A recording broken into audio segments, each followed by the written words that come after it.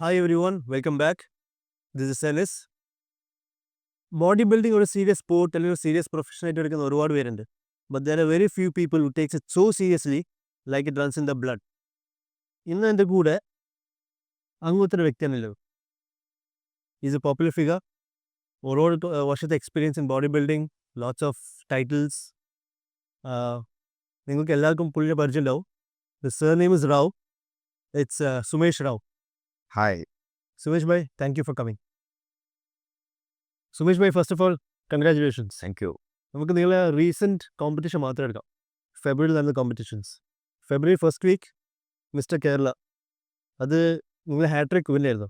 3 വട്ടം, ലാസ്റ്റ് 23, 24, 25. അതിനുശേഷം KH കൊടുത്ത മിസ്റ്റർ ഓപ്പൺ കോമ്പറ്റീഷൻ കാലിക്കറ്റ് വെച്ചിട്ട് അതും നിങ്ങൾ ടൈറ്റിൽ അടിച്ചു. അതിന് ശേഷം ഫെബ്രുവരി ലാസ്റ്റ് 28 റൈറ്റ് മിസ്റ്റർ ഭാരത്, അതും നിങ്ങൾ അടിച്ചു. എങ്ങനെയുണ്ട് ഒരു മാസം 3 കോമ്പറ്റീഷനും അതിൻ്റെ ഒരു ഫീൽ? ഈ കോമ്പറ്റീഷൻസ് ഒക്കെ നമ്മൾ 1 year ബാക്ക് തന്നെ പ്ലാൻഡ് ആണ്. അപ്പോൾ അതെല്ലാം നമ്മൾ അതിൻ്റെ ബെസ്റ്റ് കൊടുക്കണം എന്നുള്ള ഇതിൽ തന്നെയാണ്. ഇപ്പോൾ സ്റ്റേജ് ബൈ സ്റ്റേജ് നമ്മൾ ഇമ്പ്രൂവ് ചെയ്തുകൊണ്ടാണ് ഓരോ ഇതും ഉണ്ടാവുക. ഭയങ്കര പ്രൗഡായിട്ട് ഫീൽ ചെയ്യുന്നുണ്ട്. എന്ന് വെച്ചാൽ എനിക്ക് ഈ ഒരു ഏജിലും ഈ ചാമ്പ്യൻഷിപ്സ് എല്ലാം വിൻ ചെയ്യാൻ പറ്റുന്നുണ്ട്, അല്ലെങ്കിൽ എൻ്റെ ബെസ്റ്റ് എനിക്ക് പ്രസൻറ്റ് ചെയ്യാൻ പറ്റുന്നുണ്ട് എന്നുള്ളത് ഭയങ്കര സന്തോഷമുള്ള ഒരു കാര്യമാണ്. അപ്പോൾ അതിന് ഞാൻ എൻ്റെ ഫുൾ ഹാർട്ടഡ് എഫേർട്ട് ഉണ്ടാവും. ഒരു കൊല്ലം മുന്നേ നമ്മൾ അതിന് പ്രിപ്പയർ ചെയ്തു. ഈ കോമ്പറ്റീഷൻസിനൊക്കെ ഒരു മാസം മുന്നേ നമ്മൾ ഓൾമോസ്റ്റ് സെറ്റായിരിക്കും. ഇങ്ങനെയാണ് എൻ്റെ പ്രിപ്പറേഷൻ ഉണ്ടാവുക. നിങ്ങളിപ്പം പറഞ്ഞു ഈ ഒരു ഏജിലും യു ആർ സോ പ്രൗഡ്. നിങ്ങൾ കോമ്പീറ്റ് ചെയ്യുന്നതൊക്കെ യങ് അത്ലീറ്റ്സ് ആയിട്ടാണ്. അപ്പം നിങ്ങൾക്ക് does it make you feel strong? ഈ ഒരു പ്രായത്തിൽ യങ് അത്ലീറ്റ്സ് ആയിട്ട് കോമ്പീറ്റ് ചെയ്യുമ്പം നിങ്ങൾക്ക് എങ്ങനെയാണ് അതൊരു ബൂസ്റ്റപ്പ് ആയിട്ട് തോന്നുന്നത്? നോർമലി ഈ ഒരു ഏജ് എന്ന് പറഞ്ഞു കഴിഞ്ഞാൽ എൻ്റെ ഏജ് ഇപ്പോൾ ഒരു 43 ആയി. അപ്പോൾ ഈ ഏജ് എന്ന് പറഞ്ഞു കഴിഞ്ഞാൽ 40+ ആകുമ്പോഴത്തേക്കും എല്ലാവരും മാസ്റ്റേഴ്സിലേക്കൊക്കെ ആലോചിച്ച് തുടങ്ങും. അപ്പോൾ ഞാനൊരിക്കലും അങ്ങനെ ഒരു സംഭവം എൻ്റെ ലൈഫിൽ ഉണ്ടാവില്ല. ഞാനത് എനിക്ക് ഏജ് ആയിരുന്നോ അല്ലെങ്കിൽ അങ്ങനെ ബാക്കിയുള്ള കുട്ടികൾ എന്നെക്കാട്ടി കുറേ ചെറുതാണെന്നൊന്നും ഞാൻ ചിന്തിക്കില്ല. എനിക്ക് ആ പ്രായമായിട്ട് ഞാൻ ചിന്തിക്കലേ ഉള്ളൂ. അപ്പോൾ ആ ഒരു മെൻറ്റാലിറ്റി നമുക്കില്ലെങ്കിൽ ഒരിക്കലും നമ്മളെ പുഷ് വീക്കാവും. അപ്പോൾ ഞാനിപ്പോഴും എൻ്റെ ആ ഒരു ചെറുപ്പമായിട്ട് തന്നെ കണ്ടിട്ടാണ് ഞാൻ പുഷ് ചെയ്യുന്നതും ഇതാക്കുന്നതും. എല്ലാവരും ചെയ്യുന്നതിലും കൂടുതൽ ഞാൻ ചെയ്യുന്നുണ്ട്, എനിക്കറിയാം. അപ്പോൾ അതിൻ്റേതായിട്ടുള്ള ഗ്രോത്തും പിന്നെ ആ ഒരു ഇതിൽ എനിക്ക് ഇപ്പോഴത്തെ അത്ലറ്റ്സിനെ കൂടെ കോമ്പീറ്റ് ചെയ്യാൻ പറ്റുന്നത്, അല്ലെങ്കിൽ നമ്മൾ അവരെ ഓവർകം ചെയ്യുന്നു എന്നുള്ള ഇത് വരുന്ന സമയത്ത് എനിക്ക് ഭയങ്കര ഒരു പ്രത്യേക ഫീലാണ്. അത് എല്ലാവർക്കും ചെയ്യാൻ പറ്റുന്ന ഒരു കാര്യമല്ല, എനിക്ക് നന്നായിട്ട് അറിയാം. അപ്പോൾ അതുകൊണ്ട് തന്നെ ഐ ഫീൽ പ്രൗഡ്. ഇതിപ്പോൾ നിങ്ങൾ പറഞ്ഞ വാലിഡ് പോയിന്റാണ്. എല്ലാവരും ഒരു പ്രായം തന്നെ പറയും ഇനി ചെറുപ്പക്കാർ കയറി വരട്ടെ, എൻ്റെ എന്താ പറയുക ബാക്കൗട്ട് ചെയ്യും. പക്ഷേ ഈ ഒരു പ്രായത്തിലും യു സ്റ്റിൽ ഫീൽ യങ്.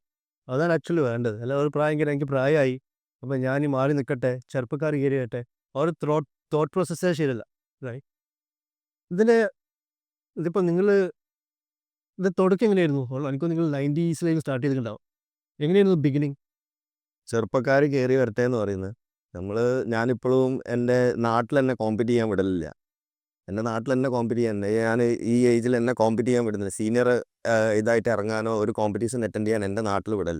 ചെറുപ്പക്കാർക്ക് ചാൻസ് കിട്ടട്ടെ എന്ന് ഇവർ കമ്മിറ്റ് ചെയ്യാൻ പറയുന്നത്. അപ്പോൾ ഞാൻ കോമ്പീറ്റ് ചെയ്യുകയാണെങ്കിൽ അവർ കോമ്പീറ്റ് ചെയ്യൂല എന്നൊക്കെ പറഞ്ഞിട്ട്. അത് ശരി. അപ്പോൾ അതെല്ലാം നമ്മളെ ഒരു എന്താ പറയുക, എനിക്കത് ഭയങ്കര എന്താ പറയുക മോട്ടിവേഷൻ, എനിക്ക് സെൽഫ് മോട്ടിവേഷനാണ് അതെല്ലാം ശരി. കിട്ടുന്നത്. അത്രയും ഇതാണ്. എന്താ വെച്ചാൽ എന്നെ ഇപ്പോഴും ആൾക്കാർ ഈ വരുന്ന പുതിയ അത്ലറ്റ്സ് എന്നെ പേടിക്കുന്നതെന്ന് പറയുമ്പോൾ അത് അവർക്ക് പേടിയല്ലേ? അത് തോറ്റു പോകുന്നതിൽ പേടിയൊന്നുമില്ല. അതെ. അതാണ് ഇച്ചിരി ഈ കമ്മിറ്റീസ് സമ്മതിക്കാതെ. അതാണ് അതുകൊണ്ട് തന്നെയാണ്, വേറെ ഒന്നല്ല. അപ്പോൾ അതൊക്കെ നമ്മളെ ഒരു വിജയമായിട്ടേ ഞാൻ കാണുന്നുള്ളൂ. അപ്പോൾ സമ്മതിക്കാത്തടത്തോളം കാലം നമ്മൾ വിജയിച്ചതാണ് അതിൻ്റെ അർത്ഥം. സുമേഷ് ഭായിൻ്റെ തുടക്കം എങ്ങനെയായിരുന്നു? ഞാൻ എൻ്റെ 9th സ്റ്റാൻഡേർഡിൽ പഠിക്കുമ്പോഴാണ് ജിമ്മിലേക്ക് പോകാൻ തുടങ്ങുന്നത്. അപ്പോൾ ആ കാലത്ത് ചെറിയ കുട്ടികളും ജിമ്മിൽ പോകുന്നതൊന്നും ആരും ആലോചിക്കാനും കൂടെ പറ്റാത്ത കാലമാണ്. പോരാതെ ഇപ്പോൾ ആലോചിച്ചാൽ മതി. ഇപ്പോൾ വരെ ചെറിയ കുട്ടികളെ ആരും ജിമ്മിൽ അങ്ങനെ വളരെ റയറായിട്ടാണ്. എല്ലാവർക്കും ഒരു പേടി മനസ്സിലുണ്ട്. ജിമ്മിൽ കുട്ടികൾ പോയി കഴിഞ്ഞാൽ അവരെ ഗ്രോത്ത് കുറയോ, അവർ ഹൈറ്റ് വെക്കൂലേ എന്നൊക്കെ ഉള്ളൊരു ഇതാണ്. അപ്പോൾ ആ കാലത്തപ്പോൾ ആലോചിക്കാൻ പോലും പറ്റാത്തൊരു കാലമാണ്. പക്ഷെ എൻ്റെ വീട്ടുകാരെന്തോ ഞാൻ ജിമ്മിൽ പോകാമെന്ന് പറഞ്ഞപ്പോൾ എന്നെ ഒന്നും റെസ്ട്രിക്റ്റ് ചെയ്തിട്ടില്ല. അവരാരും ജിമ്മിൽ പോയിട്ട് പരിചയം ഉണ്ടായിട്ടോ ഒന്നുമല്ല. പക്ഷെ ഞാൻ ജിമ്മിൽ പോകാമെന്ന് പറയാൻ അതിന് പോകാനൊരു കാരണമുണ്ട് എനിക്ക്. അത് ഞാൻ എൻ്റെ വീട്ടിലെല്ലാവരും ഭയങ്കര ഹൈറ്റും വെയിറ്റും ഭയങ്കര ജനറ്റിക്കലി ഭയങ്കര ഗിഫ്റ്റഡ് അല്ല. എല്ലാവരും ഒരു 6 ഫീറ്റ് ഹൈറ്റും ഇതുമായിട്ടുള്ള നല്ല സ്ട്രോങ് ബിൽഡാണ്. അപ്പോൾ ഞാൻ മാത്രം കുറച്ചൊരു കൂട്ടത്തിൽ ഞാൻ കുറച്ച് ചെറുതാ. അപ്പോൾ എല്ലാവരും കുടുംബക്കാരും പഴയ ആൾക്കാർക്കൊക്കെ ഉണ്ടല്ലോ ഒരു ഇത്, എന്താണ് നീ മാത്രം എന്താ ചെറുതായി പോയത്, നീ എന്താ ഇങ്ങനെ, അച്ഛനും അമ്മയും കണ്ടില്ല ഇങ്ങനെ, ഏട്ടൻ കണ്ടില്ല എങ്ങനെയെന്നൊക്കെ പറഞ്ഞു. കേൾക്കുന്നില്ലേ പക്ഷേ ഈ ചോദ്യം കേട്ട് കേട്ട് കേട്ട് മതിയായി. അപ്പോൾ എന്തെങ്കിലും ഒന്ന് ഇതാക്കണ്ടേ എന്നുള്ളതിൽ ജിമ്മിൽ പോയാലൊന്ന് റെഡിയാവും എന്നൊക്കെ ഉള്ളൊരു തോന്നൽ എനിക്ക് സ്വന്തമായിട്ട് വന്നിട്ട് ഓക്കെ. ഞാൻ ഒന്ന് വീട്ടിനടുത്ത് കുറച്ച് അടുത്തായിട്ടൊരു ജിമ്മുണ്ടായിരുന്നു. അന്നത്തെ ഫേമസ് ജിമ്മാണ് മാങ്കാവ് ജിം എന്ന് പറഞ്ഞിട്ട് ഒരു ജിമ്മ്. നമ്മൾ ഇക്കാലത്ത് കാണുന്ന മാതിരത്തെ ജിമ്മൊന്നും അല്ല കേട്ടോ. അത് അവിടെ ഫുള്ള് ഇങ്ങനെ മണ്ണൊക്കെയാണ് താഴെ, മണ്ണുകൊണ്ട് പാകിയ ജിമ്മും. പിന്നെ വെയ്റ്റ്സ് എന്നൊക്കെ പറഞ്ഞു കഴിഞ്ഞാൽ നമുക്ക് ലോറീൻ്റെ ഡിസ്ക് അത് ശരി. ഇതൊക്കെയാണ് അവിടുത്തെ വെയ്റ്റ്സ്. ഇരുമ്പ് ഇരുമ്പ് പ്രോപ്പർ ഇരുമ്പ് കാണും. പിന്നെ നമ്മൾ ജിമ്മിൽ പോയാൽ തന്നെ അവിടെ ആരും അങ്ങനെ പറഞ്ഞു തരാനോ ഇതാക്കാനൊന്നും അധികം ആരും ഉണ്ടാവില്ല. സീനിയേഴ്സ് ഭയങ്കര വലിയ സീനിയേഴ്സ് വേറെ, ജൂനിയേഴ്സ് വേറെ എന്നൊക്കെ പറയുക. അപ്പോൾ ഞാനവിടെ എത്തിയിട്ട് ഇങ്ങനെ അന്തം വിട്ട് നിന്നൊരു സമയമുണ്ട്. അപ്പോൾ അവിടെ പോയിട്ട് നമുക്കിവിടെ ഇപ്പോൾ തരുന്ന മാതിരി വെയ്റ്റ്സ് ഫസ്റ്റ് തന്നെ വെയിറ്റ് തൊടാൻ സമ്മതിക്കില്ല, അങ്ങനെയൊന്നുമില്ല. കുറേ ഫ്രീ എക്സസൈസ് ഫസ്റ്റ് ദിവസം പോയപ്പോൾ തന്നെ കുറേ ഫ്രീ എക്സസൈസസും ഒക്കെ ആയിട്ട് ചെയ്തിട്ട് ഭയങ്കര ബോഡി പെയിൻ ഒക്കെ വന്നിരുന്നു. അപ്പോൾ ഇതൊക്കെ ഇങ്ങനെ ബോഡി പെയിൻ വരുന്നോ അല്ലെങ്കിൽ ഇങ്ങനെ ഇങ്ങനെ ഇങ്ങനെ പ്രശ്നങ്ങൾ ഉണ്ടാവുന്നൊന്നും പറഞ്ഞു തരാനൊന്നും ആരുമില്ല. വീട്ടിൽ പോയി 2 ദിവസം അനങ്ങാൻ പറ്റിയില്ല. അപ്പോൾ എന്നിട്ടും നോർമലി ഇപ്പോഴത്തെ ആൾക്കാർ വരെ നിർത്തിപ്പോവും. ഇങ്ങനത്തെ ബോഡി പെയിൻ ഒക്കെ വന്നു കഴിഞ്ഞാൽ ഇപ്പോഴത്തെ ആൾക്കാർ വരെ നിർത്തിപ്പോവും. അന്നെന്തോ എനിക്ക് നിർത്താനും തോന്നിയില്ല. എനിക്കൊന്നും മൈൻഡ് ഭയങ്കര സെറ്റായിരുന്നു. ഭയങ്കര ഒരു പോസിറ്റീവ് എനർജി ആയിരുന്നു എനിക്ക് ജിമ്മിൽ കയറിയപ്പോൾ കിട്ടിയത്. അപ്പോൾ അത് ഞാൻ അങ്ങോട്ട് കണ്ടിന്യൂ ചെയ്തപ്പോൾ ഒരു മിറാക്കിൾ എന്നൊക്കെ പറയുന്ന മാതിരി ഭയങ്കര ഒരു ചേഞ്ച് വന്നു പെട്ടെന്ന്. ഒരു 2 മന്ത്സ് 9th സ്റ്റാൻഡേർഡിൻ്റെ വെക്കേഷനിൽ എനിക്ക് വന്നൊരു പെട്ടെന്ന് ഒരു 2 മാസം അടുപ്പിച്ച് ജിമ്മിൽ പോയപ്പോൾ നോർമലി കുറച്ചൊന്ന് ഗ്രോ ചെയ്ത്. അപ്പോൾ അത് കഴിഞ്ഞ് 10th സ്റ്റാൻഡേർഡിൽ തുടങ്ങി കഴിഞ്ഞപ്പോൾ എന്നെ കാണുന്ന എൻ്റെ ഫ്രണ്ട്സൊക്കെ പെട്ടെന്ന് തന്നെ കണ്ടിട്ട് ഭയങ്കര മാറ്റമാണല്ലോ, എന്താ ചെയ്യുന്നത്, ഞാൻ ജിമ്മിൽ പോകാൻ തുടങ്ങിയപ്പോൾ അങ്ങനെ കിട്ടിയൊരു ആ ഒരു ചേഞ്ചിൽ എനിക്ക് ഭയങ്കര ഒരു കോൺഫിഡൻസ് വന്നു. ആ ഒരു പോസിറ്റീവ് ആ എല്ലാവരും പോസിറ്റീവ് ഫീഡ്ബാക്കും കാര്യങ്ങളല്ലേ. അപ്പോൾ അങ്ങനെ കഴിഞ്ഞ ഒരു 5-6 മാസം കഴിഞ്ഞപ്പോൾ ഒരു കോമ്പറ്റീഷൻ വന്ന്, മിസ്റ്റർ കോഴിക്കോട് കോമ്പറ്റീഷൻ. ഇത് നിങ്ങൾ എത്ര പഠിക്കുമ്പോൾ? ഞാൻ 10th സ്റ്റാൻഡേർഡിൻ്റെ വെക്കേഷനിലാണ് കോമ്പറ്റീഷൻ വരുന്നത്. അപ്പോൾ ഈ കോമ്പറ്റീഷൻ എനിക്ക് അറ്റൻഡ് ചെയ്യാന്നുള്ളൊരു തോന്നൽ എനിക്ക് വന്ന് ജസ്റ്റ് ഒന്ന് അറ്റൻഡ് ചെയ്ത് നോക്കാം. 10th പഠിക്കുന്നു. ഏത് വർഷം? 98. 98.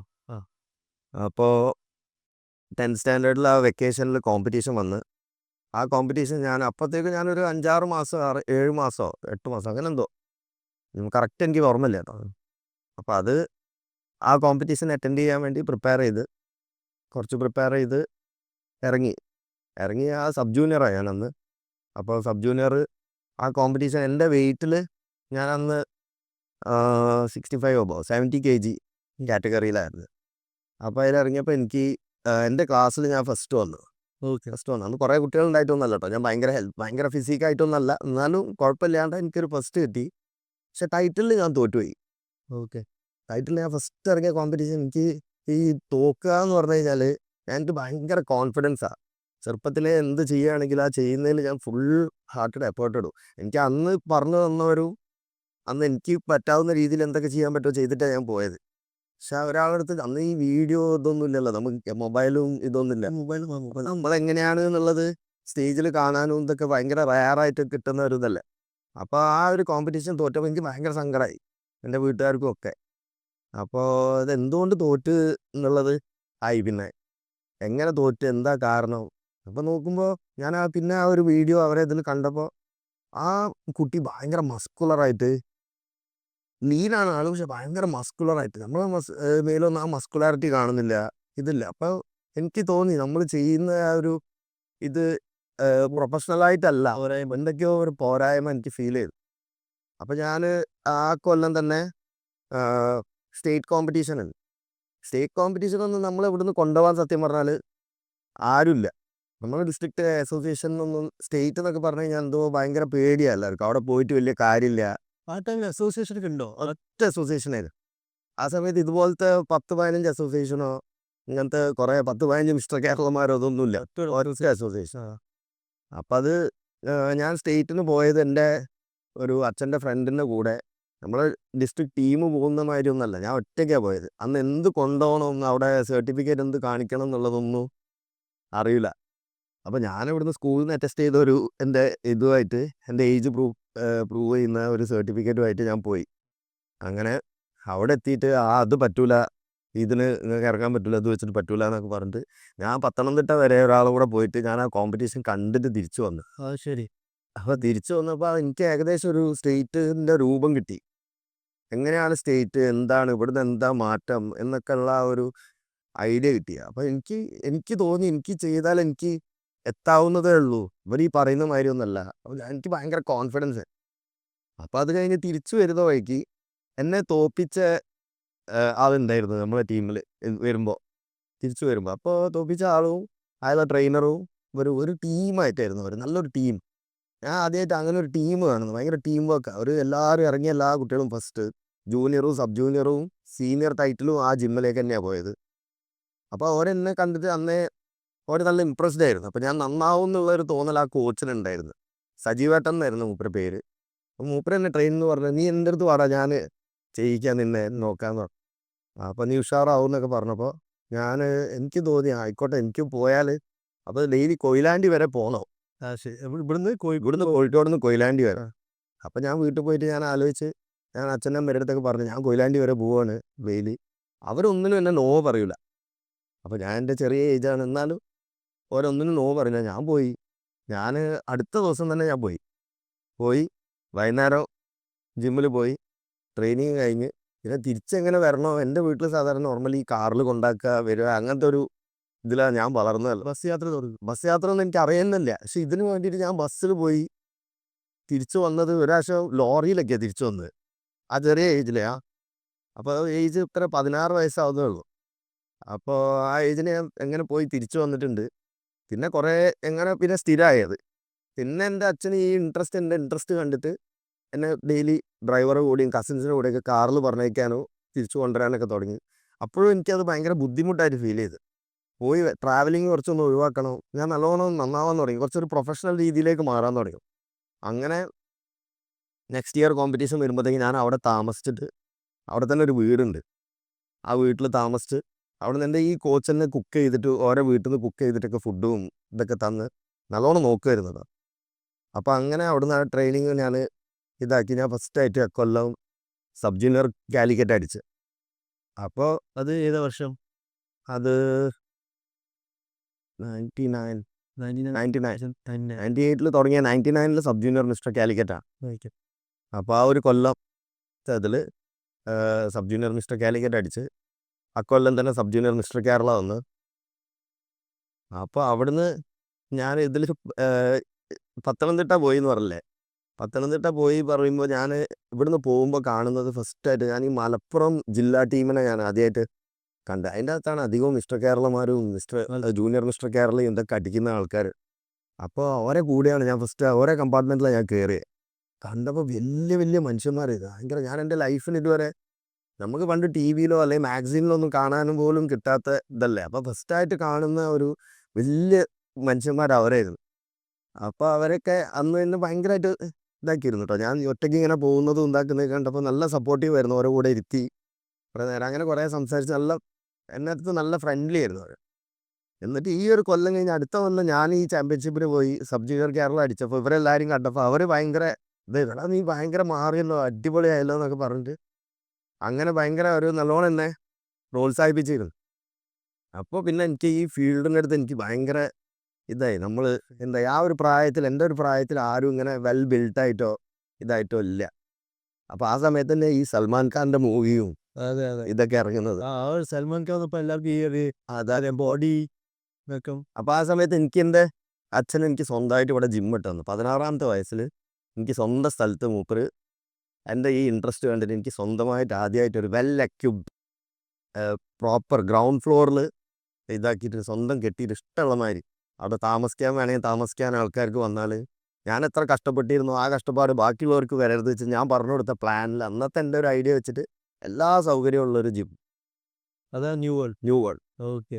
അവിടെ നിന്ന് ന്യൂ വേൾഡ് എന്ന് പറയുന്നത് ശരിക്കും ഞാൻ പറഞ്ഞ സജീവേട്ടൻ്റെ ഞാൻ പോയി എന്ന് പറഞ്ഞില്ല, കൊയിലാണ്ടി അവരെ ഒരു ബ്രാൻഡായിരുന്നു. ആ ബ്രാൻഡ് ഞാൻ വാങ്ങിയതാണ്. ഓക്കെ.